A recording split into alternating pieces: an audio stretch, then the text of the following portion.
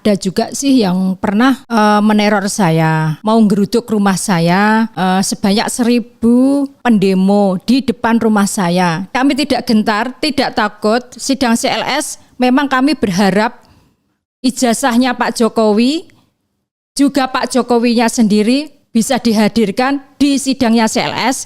Kalau bisa termasuk Gibran Raka Bumi Raka. Padahal jujur saya yang dari Solo melihat bahwa saya tuh hal seperti itu saya lihat sepertinya kok nggak ada 500 orang.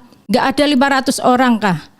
Kan karena hal-hal seperti itu juga diambil dari Masjid Al Zayed, itu orang dikoordinir, sebetulnya dia nggak tahu arahnya kemana itu.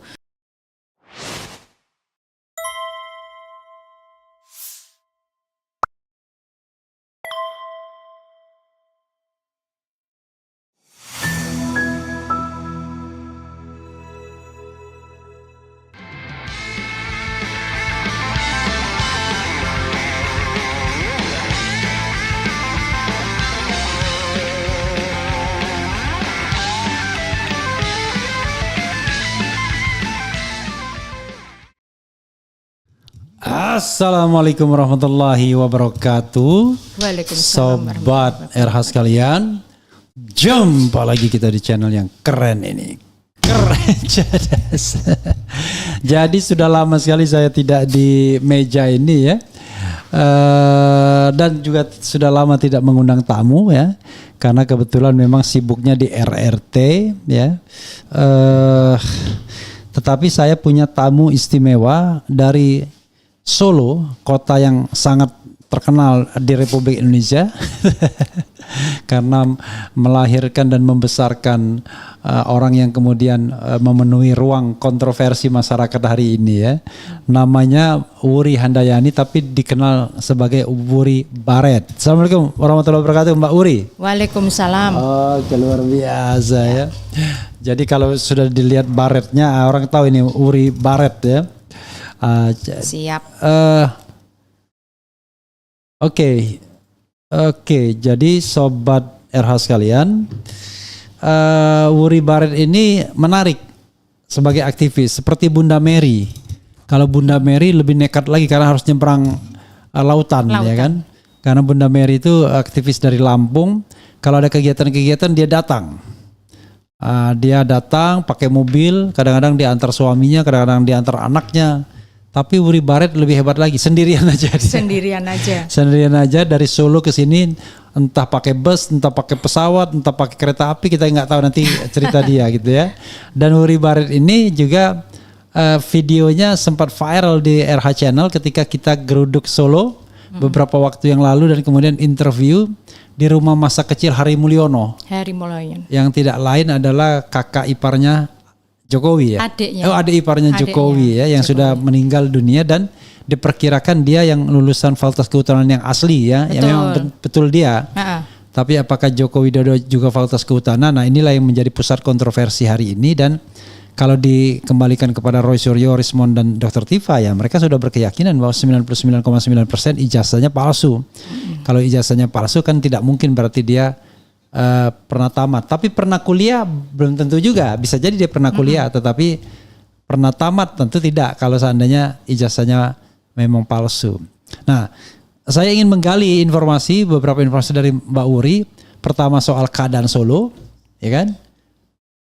Bagaimana keadaan Solo, terutama mengenai teras atau enggak? Tembok ratapan Solo yang teras, sekarang ya teras tembok ratapan Solo yang katanya 500 orang datang ke sana dan lain sebagainya. Sementara Mbak Wuri ini punya data minimal dia 3 kali seminggu lewat sana katanya. Betul. 3 kali seminggu. Nah, jadi dia punya data. Nah, yang kedua adalah bagaimana aktivitas bolak-baliknya Jakarta ini, apa yang dia inginkan dan dia cari sesungguhnya. Dan saya baru saja menangkap dia dari Polda Metro Jaya ke sini. Menggelandang dia dari Polda Metro Jaya ke sini kan. Ditarik dibawa ke sini. Ya, kemarin juga dia menghadiri launching buku Dr. Tifa. Samurai akademik ya. Samurai Akademik Dr. Tifa ya kan. Kemudian satunya lagi membedah Otak Jokowi. otak politik Jokowi. Politik Jokowi, Ya kan? betul. Nah, itu dihadiri oleh beliau dan kemudian hari ini, besok konon juga akan pergi ke rumah seorang imam nanti Insya Allah. insya Allah ya. Nah, Mbak Wuri, mungkin feel free ceritakan tentang kondisi Solo dulu. Ceritakan kenapa Anda back and forth bolak-balik Jakarta Solo, ya kan? Dan yang ketiga ceritakan bagaimana suami anak-anak apakah mendukung Anda. Dan keempat, Oke. kenapa Anda selalu pakai baret itu? Sehingga Siap. dikenal sebagai Wuri Baret. Iya. Nah, dan beliau ini biasanya kalau di Solo, kalau ada acara-acara atau bahkan di Jogja, dia yang jadi MC-nya kadang-kadang ya. Oke, silakan. Oratornya juga. Jadi karena dia demo juga. Silakan. Aksi Mbak Wuri. demo. Oh Oke. ya. Terima kasih. Assalamualaikum warahmatullahi wabarakatuh. Bahwasanya saya dikasih kesempatan Bang Refli itu sudah dari tadi malam. Tadi malam di tempatnya Razeta di saat launching bukunya Bu Dr. Tifa sudah janjian malam itu mau podcast ya Bang ya. Pada akhirnya sampai tadi pagi bergeser ke Polda Metro Jaya. Terus ternyata Polda Metro Jaya karena urgent harinya juga sudah hari Jumat, sudah terlalu mendekati sore, akhirnya merapatlah saya harus ke tempat ini, tempat di mana di studionya Bang Refli. Nah, gini Bang Refli, saya itu kan berangkat dari aktivis pergerakan dari tahun 98. Waktu itu memang saya itu sebagai aktivis buruh. Artinya di situ usia saya itu masih 22 tahun itu. Sekarang 23. 23 plus itu. Nah disitulah akhirnya waktu reformasi saya sebagai aktivis perburuhan dan melihat kondisi semacam itu akhirnya meningkatlah keberanian saya, gemblengan istilahnya digembleng dari tahun 98 hingga sampai saat ini Bang. Oke. Sebagai aktivis pergerakan. Memang namanya aktivis pergerakan itu merupakan panggilan hati. Panggilan hati menurut saya suara Tuhan, suara hati, di mana saya memang harus menjadi anak bangsa, ikut bertanggung jawab akan keadaan yang selama ini menurut saya kurang baik dan tidak baik-baik saja. Menurut saya seperti itu. Dan itu tidak semuanya orang itu berpikiran kedepannya itu memang harus ada generasi penerus yang akan mempertahankan Indonesia ini semakin lebih baik lah. Itu ya berjuang, membantu perjuangan kami yang kolaborasi, yang bersinergi, saling ada chemistry antara saya dengan RRT. Seperti itu. Bukunya itu luar biasa kemarin bahwa diadakan semacam apa ya? Buku itu dibedah juga istilahnya dipaparkan presentasi Bu Tifa, Pak Roy, juga Bang Rismon. Berikut kemarin itu ada Bang Rocky Gerung ya. Di situ luar biasa. Buku itu memang harus dimiliki. Kita harus mempunyai buku tersebut. Karena menurut saya itu salah satu perjuangan Bu Tifa sebagai putri bangsa yang luar biasa menurut saya, Sri Kandinya Republik Indonesia. Jadi memang patut Bu Dr. Tifa ini merupakan amanah dari ilmu-ilmunya yang sudah dikeluarkan Bu Tifa ini harus dicerna dan anak-anak generasi sekarang Gen Z itu harus bisa mencontoh dalam arti luar biasanya Bu Tifa itu mengupas, mengulik bahwa seperti ini perjuangan seorang perempuan, seorang pahlawan. Menurut saya pahlawan karena peneliti yang luar biasa, ahlinya di bidangnya kan seperti itu. Hubungan saya dengan Dr. Tifa itu kan kalau saya sama-sama orang Jawa ya, saya dari Solo, Bu Tifa berangkat dari Jogja, bahwa kami sesama perempuan, sesama wanita tidak ada salahnya berjuang, bergerak. Saya sebagai aktivis pergerakan, Bu Tifa sebagai seorang ilmuwan, peneliti yang luar biasa, bahwasanya yang dulunya saya itu mengkritisi atas kebijakan rezimnya Pak Jokowi waktu itu. Di tahun 2020 saya mengikuti aksi orasi di Patung Kuda Solo, Jakarta. Disitulah kan saya merasa berkolaborasi dengan aktivis-aktivis Jakarta ini. Waktu itu belum merasakan, belum nggak didengar, maksudnya seperti itu. Tidak ada saya melakukan aksi orasi, demo, ataupun saya pernah audiensi di DPR RI, maupun yang ada di DPRD Kota Solo sendiri. Saya merasa kok tidak ada perubahan atau yang mendengar suara kami sebagai seorang aktivis, mengangkat aspirasi kami sebagai suara perempuan. Berikut karena alhamdulillah berikut tahun 2023 ataupun 2024 seperti itu, akhirnya muncullah sosok Bu Tiva berikut RRT itu Pak Roy Suryo, Bang Rismo, juga Dr. Tiva. Disitulah saya melihat luar biasa para ahli peneliti ini yang memang notabene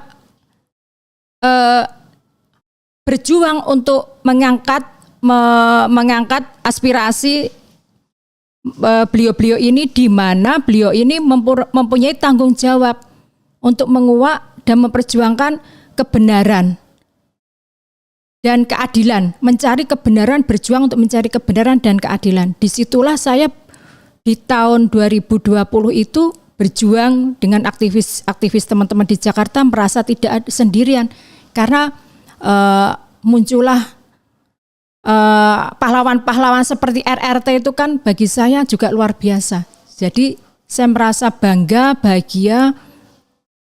Jadi kegelapan yang selama ini menjadi tanda tanya saya masalah ijazah Pak Jokowi itu bisa dibuka seterang-terangnya oleh RRT ini. Ya memang sepatutnya selayaknya harus dipertanyakan, karena setiap saya itu menghadiri sidang CLS yang ada di Surakarta, PN Surakarta, dari pihaknya terlapor tidak pernah menghadirkan ijazah baik asli ataupun Pak Jokowinya sendiri di dalam PN. Seharusnya ya namanya dokumen publik itu kan juga perlu dipertanggungjawabkan. Kami sebagai masyarakat, rakyat Indonesia juga menginginkan bahwa ijazah itu kami berhak melihat. Karena sudah 10 tahun yang lalu Pak Jokowi sudah menjabat sebagai seorang mantan presiden ya. Kalau sekarang mantan presiden yang ke-7. Demikian. Dan memang saya waktu napak tilas mengantar teman-teman seperti RRT itu, Pak Roy Suryo, Bang Rismon, Bu Dr. Tiva, itu merupakan tanggung jawab saya yang rumahnya memang saya ada di Solo, mengantarkan beliau-beliau untuk melakukan napak tilas. Karena apa? Bagian ini merupakan saya boleh bilang itu investigasi. Kita itu perlu bukti, perlu data yang memang kalau ya diungkapkan di publik memang itu harus valid kan, seperti itu. Jadi zaman kecilnya Pak Jokowi dulu di daerah Ngemplak Boyolali, juga zaman kecilnya Hari Mulyono itu di daerah Kampung Batik Lawean. Berikut setelah Pak Hari Mulyono itu adik ipar dari Bapak Jokowi yang meninggal tahun 18 September tahun 2018, ternyata kan sudah meninggal, dan itu sampai dimakamkan di pemakaman keluarga Mundu, Gondangrejo, Karanganyar, untuk membantu karena hubungan saya dengan RRT chemistry-nya memang ada. Jangan sampai nanti kan memberatkan.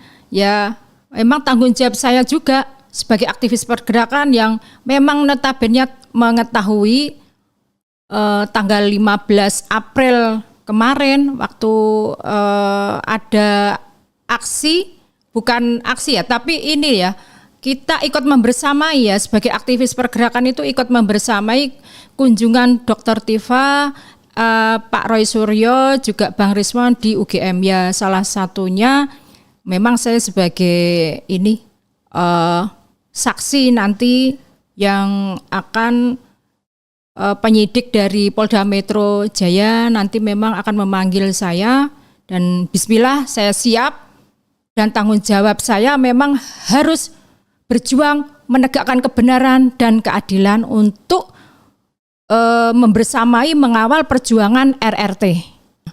Kita itu bergerak itu panggilan hati, tanpa disetting, tanpa bayaran, tanpa bohir apapun itu, apalagi nasi bungkus.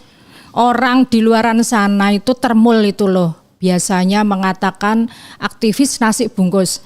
Saya itu bawa makan sendiri tanpa bohir, dan itu biaya sendiri. Perjalanan saya di setiap perjuangan, baik di Jogja dan Solo Jogja sampai Solo Jakarta, itu semuanya saya semua. Dan memang enggak ada bohir-bohir seperti itulah. Karena namanya perjuangan pergerakan itu keluar dari tulus hati. Dan tanggal 15 itu memang di dalam UGM itu memang banyak aktivis-aktivis pergerakan bahkan seluruh Indonesia, baik dari Jawa Tengah, Jawa Timur, Jawa Barat, memang mendatangi UGM untuk membersamai, sebetulnya untuk membersamai dan mengawal. Jadi artinya Bu Tifa, Pak Roy Suryo, juga Bang Rismon, tidak ada bahasa itu mengkoordinir atau apa ya. Kita kan waktu itu kan aktivis belum kenal yang namanya RRT, dan itu tidak ada bahasa RRT kan waktu itu, dan memang kita pure datang ke sana panggilan hati. Kewajiban saya sebagai anak bangsa ikut mengawal dan membersamai orang-orang hebat ini. Saya itu lebih kepada sekarang itu yang baru viral tembok ratapan Solo. Tembok ratapan Solo menurut saya itu sebetulnya istilah kiasan yang dimana itu kan orang-orang yang saya lihat seminggu 3 kali kan, kadang saya jalan di daerah Sumber ya, di daerah Sumber dan melihat bahwasanya di sana itu memang ada sih. Menurut saya itu orang-orang dari masjid yang terkenal di Solo, yaitu Masjid Al-Zayed itu. Di situ memang banyak yang berkunjung dari berbagai macam kota, baik dari luar Jawa maupun luar kota seperti Jawa Tengah, Jawa Timur, Jawa Barat, itu banyak berkunjung akan melihat Masjid Al-Zayed itu. Bahkan pernah saudara saya ke sana itu merasa dari sana di Masjid Al-Zayed kayak semacam digiring, dikoordinasi, dikoordinir, dibawa naik bisnya itu langsung menuju ke rumahnya Bapak Jokowi. Seperti itu yang selama ini saya lihat, sehingga kalau sudah sampai di sana, ada yang bilang bahwasanya di sana mendapatkan kaos berikut amplopan. Saya nggak tahu amplopannya itu isinya berapa ribu, saya kurang tahu. Ada yang bilang 50, ada yang bilang 100. Berikut kaos-kaosnya itu, kaosnya. Jadi memang sampai istilah tembok ratapan Solo itu menurut saya kok orang Jawa bilang tuh ngenes ya, gerantes. Kayak gitu aja gitu loh. Sampai segitunya dibela-belain, termehek-mehek. Itu menurut saya apa ya, pencitraan gitulah. Pencitraan, menurut saya pencitraan. Dan pernah saya mendengar Andi Aswan waktu pas podcast saya dengar itu beliau mengatakan bahwa setiap hari masih ada orang yang mencintai Bapak Jokowi itu mendatangi rumahnya itu, bahkan hampir ataupun sebanyak 500 orang yang mendatangi mengunjungi Bapak Jokowi dan bilang seperti ini, Nah, disitulah bahwa masih banyak orang pendukung Pak Jokowi yang merasa masih mencintai, kan seperti itu. Padahal jujur saya yang dari Solo melihat bahwa saya tuh hal seperti itu saya lihat sepertinya kok nggak ada 500 orang. Nggak ada 500 orang kah? Kan karena hal-hal seperti itu juga diambil dari Masjid Al-Zayed, itu orang dikoordinir, sebetulnya dia nggak tahu arahnya kemana itu. Kalau sehari 500.000 nggak sampai. Kadang juga sepi ya kan gitu. Dan menurut saya itu pencitraan diambil dari Masjid Al-Zayed, dan saya pikir itu nggak sampai 500.000, bahkan mungkin hitungan puluhan iya, tapi nggak sampai ratusan lah. Bilang juga kalau weekend gitu katanya lebih dari 500.000.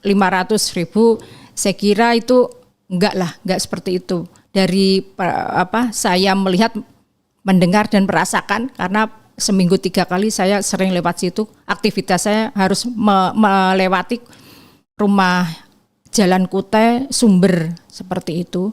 Dan statement saya ke depannya untuk perjuangan RRT ini, Pak Roy Suryo, Bang Rismon, juga Dr. Tifa, saya berharap memang ini ujian bagi kita, bila mana sebetulnya seorang tokoh seperti peneliti, orang-orang hebat seperti beliau-beliau ini setidaknya tidak sepatutnya bila mendapatkan predikat itu ditersangkakan. Itu tidak adil bagi beliau yang sedang berjuang. Namanya peneliti itu tidak seharusnya ditersangkakan. Itu tidak benar kalau menurut saya. Menjadi orang hebat, pintar, berintelektual tinggi itu tidak mudah. Makanya di sini perjuangan saya, perjuangan yang istilahnya mendampingi, mengawal Bu Dr. Tifa, Pak Roy Suryo, juga Bang Rismon ini, supaya dalam menegakkan perjuangan ini, berjuang menegakkan kebenaran dan keadilan ini harus dihargai, dan semoga perjuangan ini ada hasilnya yang maksimal.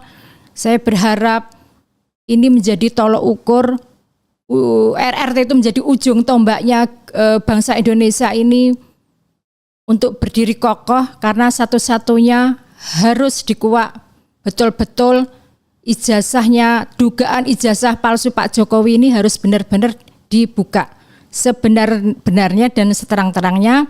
Dan menurut Pak Roy Suryo memang 99,9% palsu. Dan saya berharap semoga ada keajaiban yang terbaik dari Allah untuk Pak Roy Suryo, Bang Rismon, juga Bu Tifa ini tidak dikriminalisasikan. Mau berbuat baik aja dikriminalisasikan. Gimana kalau kita diam? Apa memang sengaja kita itu sebagai rakyat Indonesia mau dibisukan, ditutup kita berpendapat, mengangkat aspirasi? Kan tidak demikian. Indonesia semakin lama menurut saya kok semakin parah. Inilah yang menjadi kebodohan yang luar biasa. Jangan sampai anak cucu kita itu terdolimi dengan akibat-akibat yang semacam ini. Dan ini tadi saya selesai dari Polda Metro, bahwasanya saya merasakan kolaborasi PH-PH ini, lawyer-lawyer dari Jakarta, kolaborasi bersinergi dengan lawyer-lawyer yang ada di Solo, Pak MT Taufik, Pak MT sebagai pengacara Solo yang memang sangat luar biasa juga akan kondisi sidang CLS, Citizen Law Suite, yang ada di PN Surakarta. Saya selalu membersamai beliau dan mengawal beliau. Semoga dari hasil nanti menemukan betul-betul manfaat dan kaidah dari perjuangan kolaborasi antara pengacara PH dari Jakarta maupun dari Solo Pak Taufik ini, Pak MT ini nanti mendapatkan hasil yang maksimal agar Indonesia ini akan menjadi negara yang baik, berkembang, tidak hancur, menjadikan negara yang gemah ripah los jinawi. Nah, memang ada juga sih yang pernah meneror saya, mau geruduk rumah saya, sebanyak 1.000 pendemo di depan rumah saya, di mana waktu itu saya kolaborasi dengan aktivis Jakarta itu, istilahnya mengangkat aspirasi di tanahnya Pak Jokowi yang ada di Colomadu. Itu kan tanahnya itu memang punyanya Pak Jokowi dan menjadi hadiah dari negara. Artinya tidak apa-apa dan itu sah-sah saja. Tapi memang harus dibuktikan, ditunjukkan di saat sidang CLS ini loh, bukti dari selembar ijazahnya itu harus diperlihatkan oleh masyarakat, oleh rakyat Indonesia. Artinya 10 tahun yang lalu menjabat sebagai seorang presiden yang ke-7 itu layak atau tidak? Kalau ijazahnya itu diragukan, artinya yang 10 tahun yang lalu itu kan menjabat selama 10 tahun lalu itu kan menjadikan tidak sah gitu kan.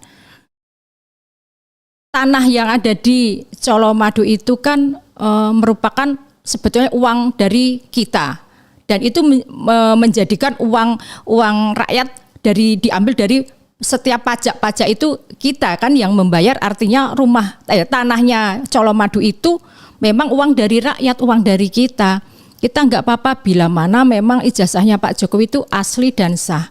Itu kita rela. Akan tetapi bila mana ijazah itu tidak sah dan tidak valid menurut penelitian RRT, hampir Pak Roy Suryo bilang 99,9 itu palsu. Ya, Pak Jokowi harus menunjukkan di sidang CLS Citizen Lawsuit setiap hari Selasa di PN Surakarta. Harusnya seperti itu, melihat kondisi, jangan sampai tumpang tindih,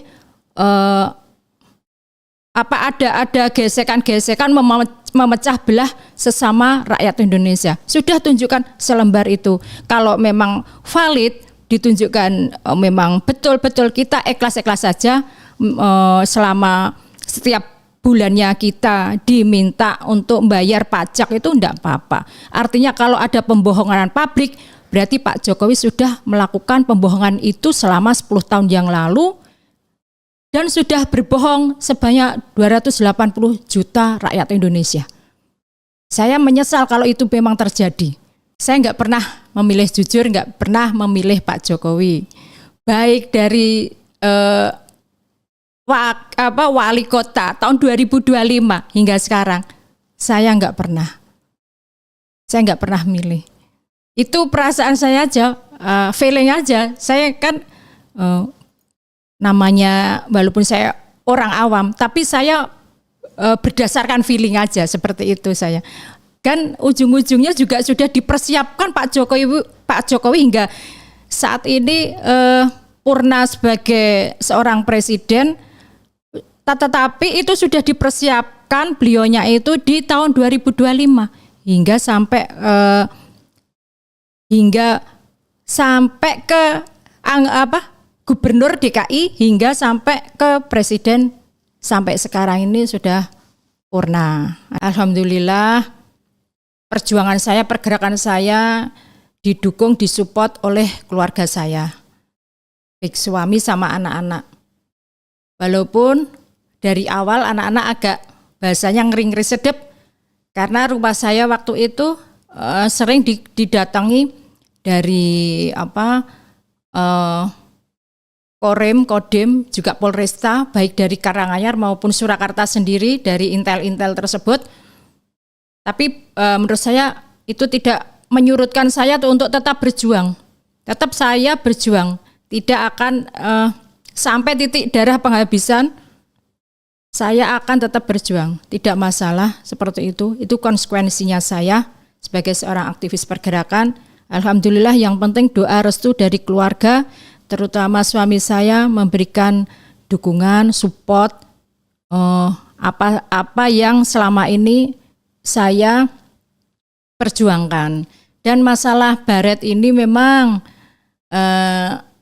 sebetulnya namanya Wuri Baret. Itu baret merupakan simbol dari mana saya merupakan berjuang, bergerak dari tahun 2020 sebagai seorang aktivis pergerakan dan melakukan aksi orasi di patung kuda. Saya sudah memakai baret. Jadi orang luar di sana itu kalau bilang itu mengatakan ini topi miring, bukan topi miring ini. Yang di luar sana banyak yang ini ibu-ibu yang topi miring katanya gitu. Bukan topi miring, tapi ini merupakan simbol perjuangan saya, pergerakan saya di mana saya harus berjuang, bergerak, selalu pakai baret.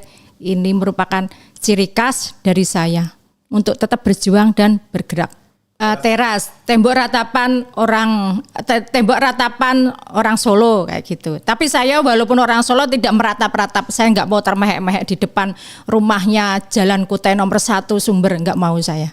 Bagi pemirsa, maupun itu termul maupun bukan termul, kalaupun diajak, saya berharap kalau sudah meratap di depan tembok ratapan Solo, itu menurut saya takutnya itu nanti akan menjadi syirik ya. Syirik kalau ke sana sudah dipersiapkan amplop juga kaos. Artinya kan di sana kan hanya pencitraan. Kalau pencitraan itu kan menurut saya pembohongan publik. Dan itu tidak bagus, tidak benar, dan memang menurut saya harus saya menolak keras untuk mengajak semuanya yang mencintai NKRI untuk tidak mengunjungi tembok ratapan Solo. Sebagai seorang manusia biasa, Wuri Baret memberikan support, dukungan, mengucapkan selamat berjuang untuk Pak Roy Suryo, Bang Rismon juga Bu Dr. Tifa, di mana selama ini sudah membantu menguak yang sebenarnya dugaan ijazah palsu Pak Jokowi yang baru sedang dalam keadaan konflik seperti ini, konflik merupakan berita yang sudah menasional. Saya berharap untuk tetap RRT tetap berjuang tegar, tegak, lurus di jalurnya untuk menegakkan kebenaran dan keadilan, bahwa Indonesia harus tetap baik-baik saja berjalan sesuai dengan koridor, karena banyak dukungan dari RRT bahwa rakyat Indonesia sangat mendukung dan memberikan apresiasi yang luar biasa terhadap RRT, dan selamat berjuang. Berharap dengan sangat jangan sampai bahasa Jawanya itu ngelokro, karena tanpa RRT kami sebagai rakyat Indonesia bukanlah siapa-siapa. Takutnya masa depan generasi kita penerus, anak cucu kita akan menjadi lebih terpuruk lagi melihat kondisi Indonesia sekarang. Demokrasi sangatlah dihancurkan, diacak-acak oleh orang yang memang betul-betul mempunyai kepentingan dan pengen merusak keutuhan negara ini. Memberikan kejutan ya pengacaranya Bapak Jokowi, Pak Erpan, itu namanya Pak Erpan. Monggo dengan senang hati kami tetap berdiri tegak di sini mengawali perjuangan ini, dan saya berharap teman-teman seperjuangan kami memang kami tidak gentar, tidak takut sidang CLS. Memang kami berharap ijazahnya Pak Jokowi, juga Pak Jokowinya sendiri bisa dihadirkan di sidangnya CLS. Kalau bisa termasuk Gibran Raka Bumi Raka. Itu yang saya harapkan, dan saya selalu mengawal perjuangan RRT juga perjuangan Pak MT Taufik ini dalam sidang tersebut tetap harus kuat dan tegar, dan kami tetap menjalankan ini untuk selalu istiqomah. Untuk sahabat RH yang banyak penggemarnya, saya meminta untuk sahabat RH ini memberikan doa, support, dukungan kepada kami yang sedang berjuang untuk menegakkan keadilan dan kebenaran, bahwa selayaknya sepatutnya dugaan ijazah Jokowi ini bisa terkuak dan memang harus semestinya ikut mempertanggungjawabkan ijazah ini oleh Pak Jokowinya sendiri. Saya meminta sahabat RH untuk memberikan doa dan dukungan untuk terutama RRT, juga kami sebagai aktivis pergerakan yang kedepannya nanti tidak akan surut, tidak akan gentar walaupun banyak kezaliman-kezaliman juga yang dialamatkan kepada kami dan sudah diintervensi, apalagi dikriminalisasi. Hanya dengan ucapan doa buat kami semua, semoga perjuangan kami tetap lancar, tetap semangat, dan kami selalu masih istiqomah dalam melakukan perjuangan ini. Untuk dukungannya, saya sebagai Wuri Baret, bukan topi miring, saya mengcounter ini bukan topi miring, tapi topi Baret, Wuri Baret, untuk sebagai simbol, sebagai ikon saya, sebagai aktivis pergerakan yang berasal dari Solo. Ini simbol perjuangan saya, pengorbanan saya selama ini bolak-balik berjuang membersamai RRT dari Solo, Jogja, Solo, Jakarta, hanya untuk berjuang mencari keadilan dan kebenaran. Demikian, terima kasih. Ketika mereka cerita dulu memang meninggalnya itu mendadak, tapi saya juga tidak bisa mengklarifikasi ya. Yang saya tahu dulu meninggalnya itu mendadak. Artinya beliau ini sehat walafiat, punya perusahaan kayu kalau tidak salah. Tapi tiba-tiba sakit, kemudian hanya beberapa waktu terus meninggal. Ya, sebetulnya saya sebagai warga Solo itu kalau melihat keruwetan dan kerumitan sejarah zaman kecilnya Jokowi ini sangat-sangat gimana ya, bulet ya. Bahasa Jawanya tuh ruwet.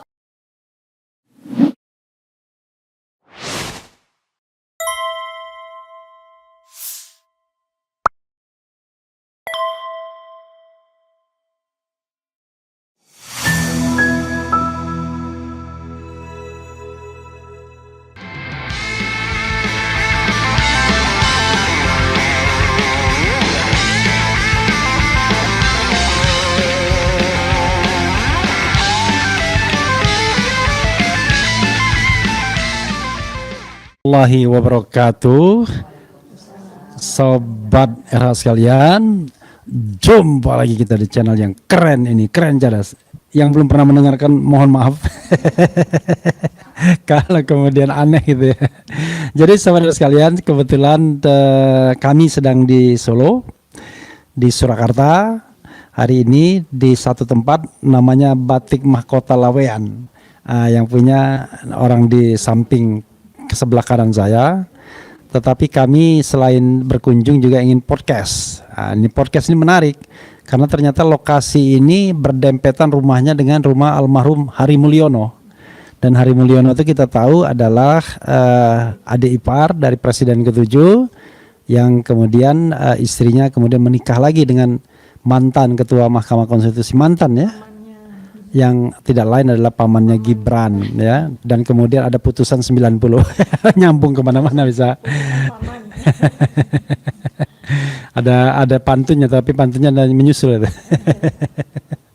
Jadi saudara sekalian, saya ingin perkenalkan tamu saya, masuk frame semua ini ya. Ya, oke. Jadi yang paling ujung adalah saya dikerubungi wanita-wanita cantik ya. Paling ujung sana namanya Wuri Handayani, tapi dikenal sebagai Wuri Baret karena setiap saat pakai baret gitu.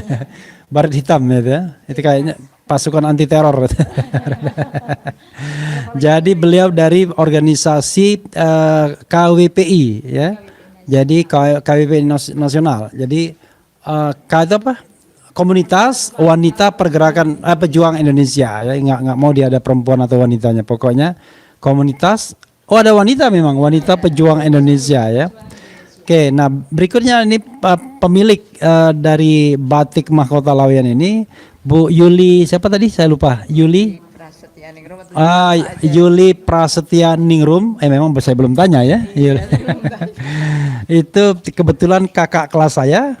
sama orang di sebelah kiri saya, rupanya psikologi angkatan tahun 78. Kalau sama Profesor Kuncoro? Adik kelas. Oh, adik kelas ya. Oke, luar biasa. Gitu. Kalau adik kelasnya salah bisa ditegur ya. Sebelah kiri saya the one and the only ya, Dr. Tifauza Tiasuma ya. Oh, Tifauzia. Ya kan? Atau Dr. Tifa ya. Saya bilang salah ya, Tifazuya. Enggak, Tifauzia Tiasuma atau Dr. Tifa. Jadi saudara sekalian, saya ingin memberikan kesempatan kepada Sohibul Bait ya untuk menyampaikan hal yang ingin saya tanyakan. Kok bisa ini pastinya Lawean ini apa sih? Lalu kemudian tiba-tiba ibu dekat dengan Hari Mulyono yang which is kakak ipar Jokowi, posisi rumahnya masih ada, bentengnya benteng lama tapi dalamnya rumah bagus gitu. Kemudian apakah ini sering menjadi objek pariwisata juga? Seperti Jalan Kutai apa? Sumber Kutai. Oh, Kuta gitu ya. Malum karena yang tiga ini orang Solo Surakarta, saya orang Palembang. Silakan Bu Yuli, karena kita harus berbagi pakai ini. Baik. Ya, Assalamualaikum warahmatullahi wabarakatuh. Ya. Saya Juliani Prastianingrum, istrinya Pak Alfa, gitu ya, pemilik batik Mahkota Lawean. Yang alhamdulillah kebetulan saya memang asli dari Lawean, artinya saya lahir di sini, besar di sini, keluar dari sini hanya saat kuliah di Jogja di UGM, kemudian kembali saya berkiprah lagi di Solo di Universitas Muhammadiyah Surakarta. Jadi memang saya sebagai orang Lawean asli itu menikmati betul ya hidup di tengah-tengah masyarakat yang orang luar itu menganggapnya sebagai agak sombong gitu ya, karena rumahnya itu dindingnya tinggi, tebal, tertutup pintunya, padahal sebetulnya alhamdulillah kami itu sangat guyup. Kenapa? Karena antar satu rumah itu pasti kebanyakan, bukan pasti ya, mungkin ada satu dua yang enggak, itu pasti ada, kebanyakan ada pintu butulan dan komunikasi itu selalu terjalin, pintu butulan. Jadi penghubung, jadi dua rumah itu pasti ada pintu penghubung, sehingga kalau connecting door, kalau saya mau jalan ke Masjid Makmur tidak akan muter karena jauh, tapi kalau lewat sini langsung sampai Masjid Makmur seperti itu. Iya, Masjid Lawean sini. Di sana juga ada masjid, di situ juga ada masjid. Jadi banyak masjidnya. Nah, selain itu kami juga akrab, saling kenal di antara sesama warga Lawean. Kenapa? Karena aktivitas kami itu memang sangat kuat ya, hubungan silaturahim di antara kami, dan kami sejak dulu itu memang sangat pro negara gitu ya, pro NKRI, sehingga kita memang menjadi musuh bebuyutannya Belanda pada masa penjajahan dan masa clash. Jadi setelah kita merdeka itu kan masih ada clash ya, yang perjuangan ya, clash 1, clash 2 itu perjuangannya kata orang tua saya itu berat memang, sehingga orang tua saya cerita kalau ada bom itu harus sembunyi di mana, di bawah meja katanya seperti itu. Nah kemudian mereka memang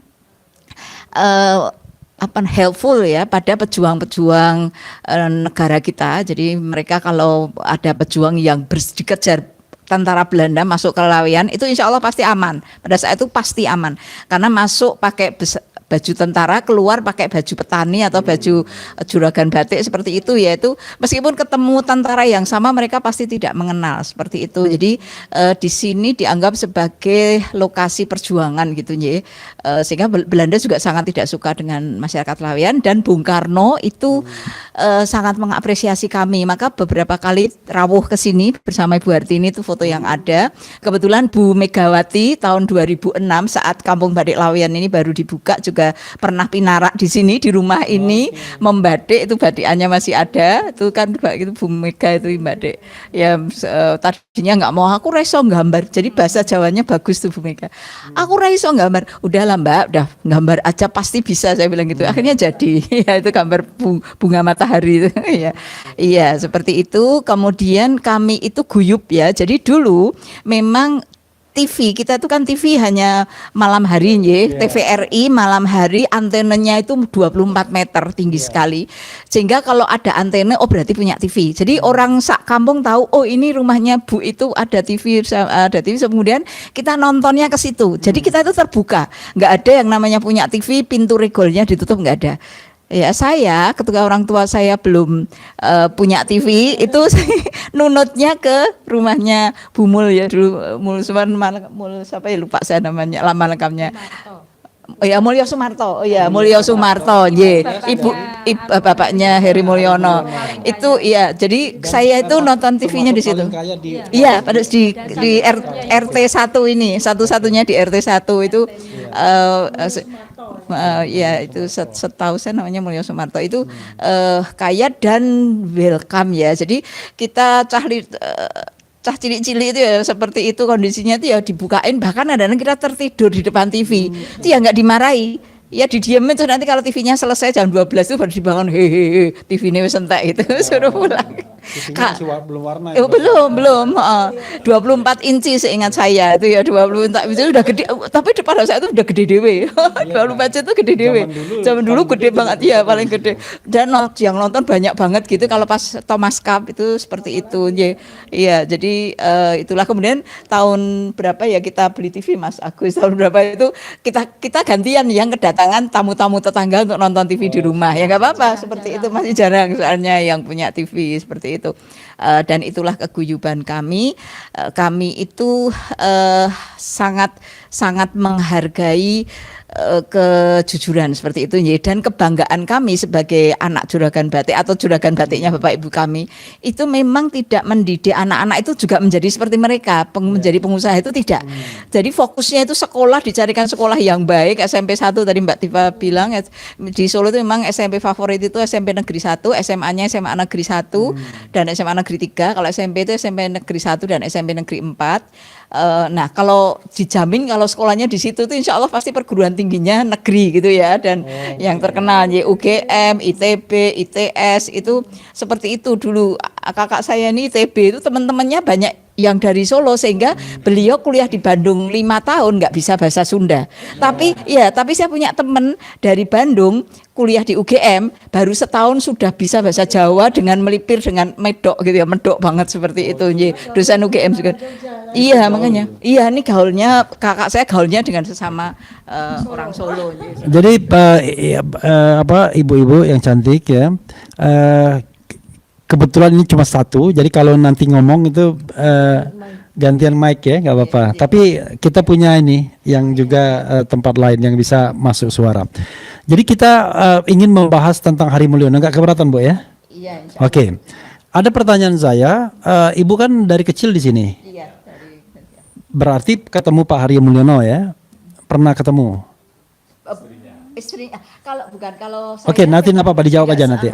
Oke. Tidak seangkatan dengan dia. Iya, nanti. Jadi memang beliau ini mungkin karena tekun belajar ya. Jadi ketika kita itu nonton TV bareng-bareng itu jarang keluar, ada di dalam kamar. Kalau yang menemui kami itu kakak-kakak. Maksud saya bahwa Ibu hidup sama dengan Hari Mulyono di masa tertentu kan? Ya, masa kecil kan di sini.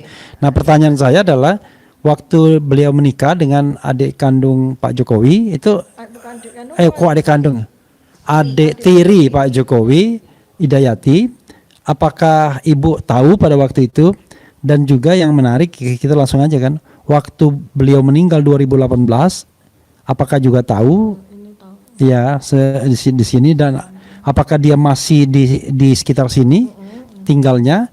Termasuk juga waktu dia kuliah di kehutanan, apakah juga ada informasi-informasi yang mungkin Ibu bisa sampaikan? Karena kita kan ingin mencari informasi yang sebenar-benarnya, sesungguh-sungguhnya. Silakan Bu.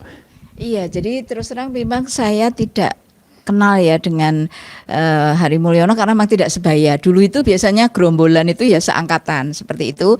Dan kami juga kemudian kehilangan jejak ketika rumah ini sudah tidak ditinggali lagi. Jadi saya agak rumahan. Jadi beliau pindah kalau tidak salah di Tegal Sari ya. Pada saya tidak tahu kena kasus apa. Rumah harus disita. berpindah tangan tahun berapa ya yang ada. Itu pindah di Tegalsari, seingat saya. Lah lupa itu 1900 berapa. Seingat saya masih kuliah di UGM ya, 1900 mungkin 1970 60 70-an lah mungkin. Agak lupa. 70-an akhir atau Sudah 80-an? sepertinya iya. Jadi saya masih kuliah di Kan Ibu UGM itu angkatan beliaunya. 78 ya? Saya 78. Berarti Nah, ya di- sekitar 70 60 70 itu ya tahun. Kecil itu masih nonton TV di rumah. Masih. Ya, Bu Yuli waktu kecil kan masih nonton di rumahnya Pak Mulyono. Itu adalah bapak dari Pak Hari Mulyono kan. Itu memang sama sekali nggak pernah main gundu barengan atau apa kan. Kalau lihat umurnya kan, kalau ibu angkatan 77, Pak Hari itu kan angkatan 80 ya di UGM ya.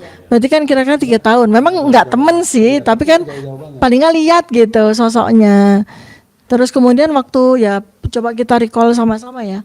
Jadi beliau pindah dari sini itu di usia berapa? Apakah masih ibu sudah kuliah di UGM? Beliau ini sekeluarga sudah tidak di sini lagi.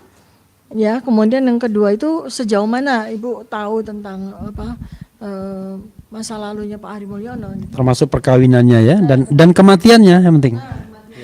Iya, jadi memang karena tidak sebaya dengan saya itu yang agak dekat itu dengan kakaknya yang barep, namanya panggilannya Pak Kentut ya, Pak Kentut itu teman masih kalau Pak Sung, tapi gerah-gerahan Ini bener pakai N, ada. ya? Gimana? Namanya bener Pak.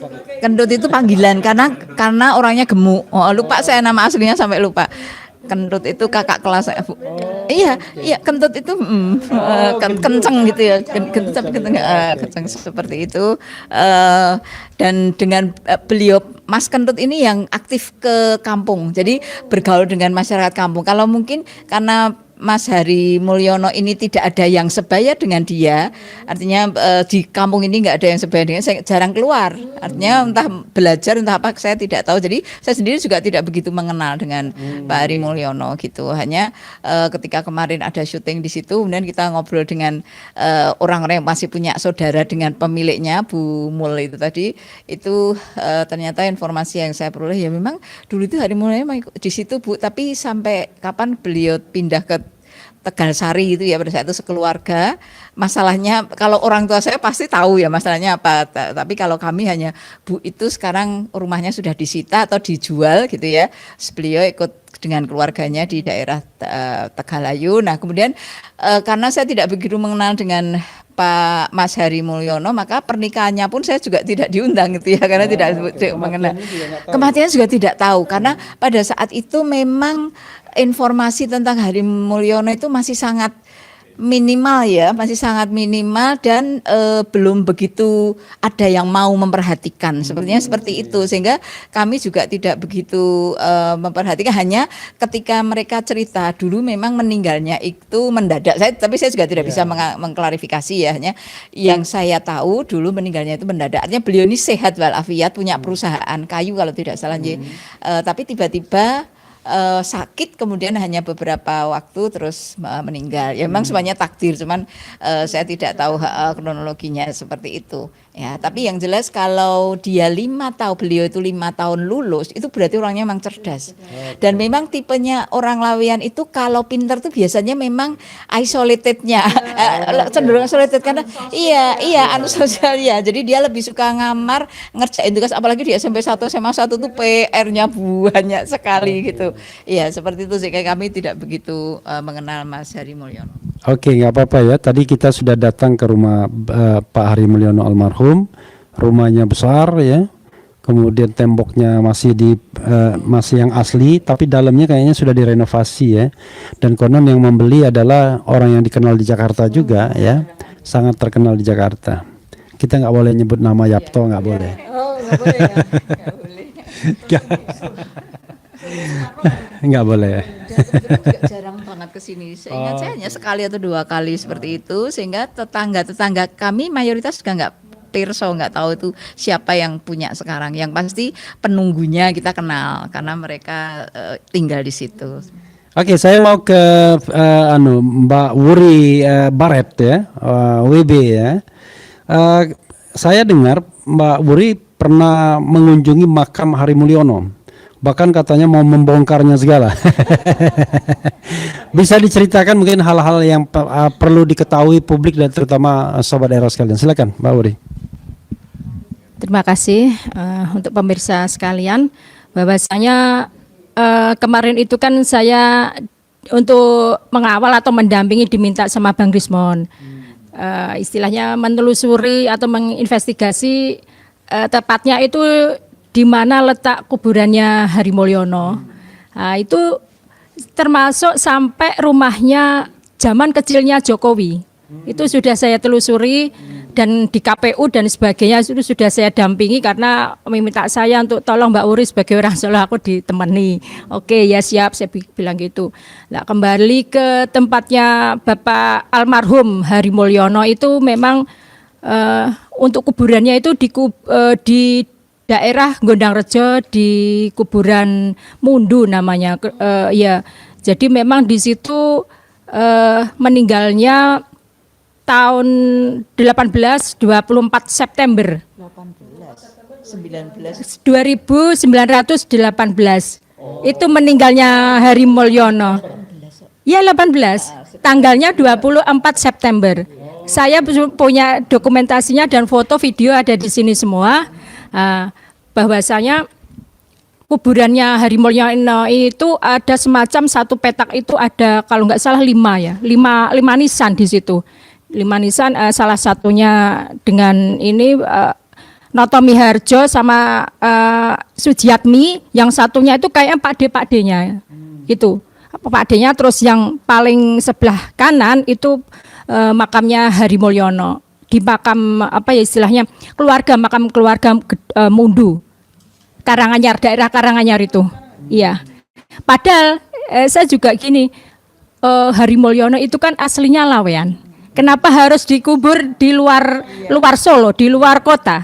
Dan meninggalnya mendadak tanggal 24 September tahun 2018 meninggalnya. Dan saya ada foto, dokumentasi dan video-video sudah. Ya monggo, enggak apa-apa. Dan sedangkan ya, yang saya herankan itu dari dulu hati saya bertanya, ini orang asli Solo, Lawean, kayak enggak ada tanah untuk kuburannya Hari Mulyono aja. Kenapa harus dikubur di luar kota Solo? Itu jaraknya kalau dari Solo juga lumayan, Bang. Iya.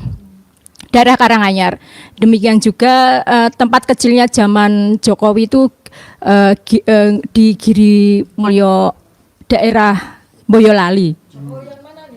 Ya, kalau itu Jokowi yang asli, Gumuk. Itu daerah Gumuk itu, Giriroto daerah Boyolali gitu. Terus di situ memang saya sempat di warning sih, ini hati-hati, ini daerah namanya Kampung Palu Arit. Zaman kecilnya Jokowi. Kampung Palu Arit. Begitu saya ke sana, saya telusuri ternyata rumahnya zaman kecilnya Jokowi itu sudah berubah menjadi semacam joglo yang sudah bagus, bangunannya itu dari bahan kayu jati semua. Joglo bagus dan ada taman-tamannya itu, ternyata itu untuk perkumpulan sekarang sebagai tempat perkumpulan warga yang ada di daerah sana. Di daerah Boyolali sana sebagai pertemuan RT atau apa gitu. Dan ada foto-fotonya itu Presiden Subianto sama Gibran. Prabowo Subianto sama Gibran. Itu ada fotonya, terus berikut neneknya ya kayak perempuan satu, fotonya besar sekali, itu foto neneknya Jokowi. Iya, ada. Ya, itu memang neneknya Jokowi. Ya, di situ fotonya besar sekali. Ya, daerah situ. Memang saya sempat di situ, warga sana agak mencurigai saya memang waktu itu. Dari Solo ya, langsung bilang gitu. Kan plat kendaraan saya kan AD, langsung ditembak. Saya sebetulnya di sana ada sih 1-2 orang yang sempat mencurigai saya, tapi kan saya nekat. Kenapa harus mencurigai ya? Ya, karena dari plat nomor. Kan gitu maksud saya. Kenapa suasana batinnya itu Mbak Uri datang ke sana? Itu dicurigai jadi. Ya, maksud saya gini, pertanyaannya suasana batinnya itu loh. Warga situ, kenapa Mbak Uri Barat apalagi nih Ade, artinya kan tetangga dekat dari Boyolali, orang Solo. Kenapa datang mesti dicurigai? Apa yang mereka takutkan, apa yang mereka sembunyikan. Kalau seandainya memang ini adalah tanah kelahiran dari Joko Widodo, kan harusnya orang yang datang sebagai pengunjung kan disambut dengan girang, bukan dengan dicurigai kan. Jadi ada apa itu? Pertanyaan yang penting. Karanganyar itu Boyolali ya? Beda. Oh, beda lagi. Enggak, maksud saya Kabupaten Boyolali sama Karanganyar Koto. Oke. Sama Jawa. Jadi di Boyolali dia. Oh, ini kampungnya ya. Tadi Karanganyar anunya, makamnya. Oke. Maaf, saya agak tadi bingung. Itu sama Boyolali sama Karanganyar itu kan sama-sama Jawa Tengah, cuman kabupatennya aja. Kalau kecilnya zaman Jokowi itu di daerah Kabupaten Boyolali, sedangkan di rumah makamnya Hari Mulyono itu kabupatennya Karanganyar. Ya, mungkin kecurigaan itu karena saya langsung tembak alamat ini mana. Lah mau cari siapa? Saya bilang Pakde saya. Pakde yang mana? Yaudah pokoknya alamat ini, saya bilang gitu. Akhirnya ya, oh enggak ada alamat ini. Saya balik lagi 3 kali saya muter. Saya hampirin lagi tanpa sepengetahuan warga yang tadi mencurigai saya. Udah saya situ ternyata saya telusuri, memang betul adanya. Itu Sama ini enggak? Bapak ibunya gitu. Jadi bapak ibunya namanya siapa yang ada di situ? oh kalau di situ memang enggak ada. Kan kalau Bu Noto ya, Bu Noto atau Bu Noto Miarjo atau Bu Sujiatmi itu kan warga Solo asli kan tahu memang itu adalah orang tua angkat. Jadinya tiga putri dari Bu Noto, Bu Sujiatmi itu salah satunya adalah Bu Idayati, itu kan jadi saudara tiri dari Pak Joko Widodo. Berarti ada sebuah pertanyaan. Jadi orang tua kandungnya Pak Joko Widodo yang mana? Nah, penelusuran Mbak Wuri kan dapat nih. Menurut kabar, saya nggak tahu ini data primer atau tidak. Menurut kabar Pak Joko Widodo itu di Giriroto Boyolali itu kan sudah ketemu, sudah ada foto seorang nenek-nenek besar sekali di Joglo itu. Pertanyaannya adalah yang mana orang tuanya gitu, bapaknya mana, ibunya mana? Ya, itu kampungnya itu Dukuh Gumuk Rejo, desanya Giriroto, Kecamatan Ngemplak, Kabupaten Boyolali. Itu, dan di situ memang saya ke sana itu informasi di situ memang agak sulit saya dapat. Hanya saya mendapatkan alamat zaman kecil Jokowi dan berikut apanya? Alamat kecilnya Jokowi dari mana? Ada yang ini, ya karena teman-teman saya itu kan aktivis bergerakan juga kelaskaran banyak sekali. Nah itu kan info-info itu ya memang betul adanya. Itu memang zaman kecilnya Jokowi. Sudah banyak yang bilang gitu. Cuman sudah berubah menjadi rumah yang bagus, menjadi joglo. Dan bapak ibunya memang mau tanya di sana juga kayaknya sudah tahu lah. Tahu tetangganya itu tahu alur pembicaraan saya kemana, dia sudah bisa membaca bahwa kemungkinan besar tidak mau menjawab. Seperti itu. Jadi mereka sembunyikan ya? Iya, kan saya sudah di warning dari awal sama teman-teman. Itu daerah juga dari sana, itu daerah Palu Arit. Nah, konteksnya kalau sudah bicara seperti itu kan sudah kompak orang-orang di sana, sudah mengkondisikan. Begitu. Ya, nanti kita bikin clear ya buat pemirsa sekalian. Yang jelaskan secara ofisial Pak Jokowi ini nama ayahnya Noto Miharjo secara ofisial ya. Wijiatno Noto Miharjo. Oh, Wijiatno Noto Miharjo. Ada versi. Ya. Jadi ini di internet lah ya, ataupun juga di dokumen-dokumen yang kita dapatkan, itu ada 2 versi nama ayah atau bapak dari Joko Widodo. Paling tidak itu kita dapatkan dari data dokumen di internet tentang STTB atau ijazah ya, ijazah SMA-nya itu disebut bapaknya adalah Wijiatno Noto Miharjo. Terus tetapi yang aneh adalah ketika pernikahan Idayati dengan Anwar Usman itu ketika itu Pak Joko Widodo itu menjadi wali itu menyebutkannya bukan binti Wijiatno Noto Miharjo, tapi Idayati binti Noto Miharjo. Walaupun salah satu nama dari 2 nama itu sama, tapi itu kan berarti 2 orang yang berbeda. Sebab kalau pernikahan ya yang disebut harus disebut binti ya harus asli, apakah namanya Wijiatno Noto Miharjo atau namanya Noto Miharjo saja. Nah, tapi ini kan juga belum clear apakah Wijiatno Noto Miharjo itu adalah bapak asli atau bapak kandung atau bapak tiri atau bapak angkat. Karena ini juga masih simpang siur. Ini seperti Bu Yuli dan teman-teman tadi ya, teman-teman warga Solo yang kita temui dan kita wawancarai, itu juga menyatakan mereka sahih menyatakan ya, menyatakan betul bahwa Bu Sujiatmi atau Bu Noto, mereka sebutnya Bu Noto Miarjo itu adalah ibu tiri dari Joko Widodo. Berarti yang masih data yang masih belum jelas itu kan bapak dan ibu kandungnya.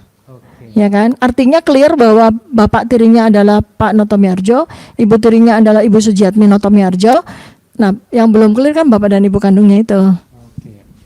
Jadi memang agak Saya pernah mendengar juga dari teman-teman, katanya teman-teman ini yang sudah bilang ibunya Joko Widodo itu sudah meninggal dan dimakamkan di makam Bonoloyo. Itu Bonolayu. Itu ibu aslinya katanya dimakamkan di daerah Bonoloyo. Itu dekat kampusnya Unisri. Kalau menurut versi Pak Bambang Tri, ibu kandungnya namanya Yap Mehwa, meninggal tahun 2018 di Singapura. Nah, ini ada lagi ibu kandung versi yang kedua, itu yang namanya kita belum tahu, tapi makamnya ada di Bonoloyo, Kabupaten Solo. Ya, makam. Jadi at least kan ada 2 Joko Widodo, karena nggak mungkin ada 1 Joko Widodo yang ibunya kandungnya 2 kan. Nah, paling nggak 2.